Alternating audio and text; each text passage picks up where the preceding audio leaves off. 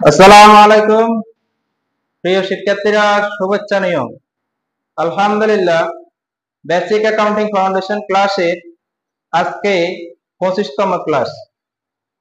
ধারাবাহিক ক্লাসের অংশ হিসাবে আজকে আলোচ্য বিষয় আর্থিক বিবরণী বিশ্লেষণ বা অনুপাত বিশ্লেষণের সূত্রাবলী।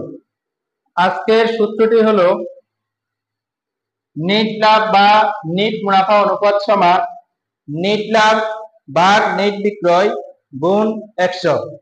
এখানে নেট মুনাফা সমান মোট লাভ বিয়োগ পরিচালন ব্যয়।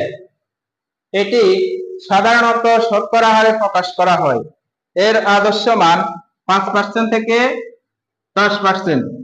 ব্যাখ্যা: নেট মুনাফা অনুপাত প্রতিষ্ঠানের মুনাফা অর্জন ক্ষমতা নির্দেশ করে।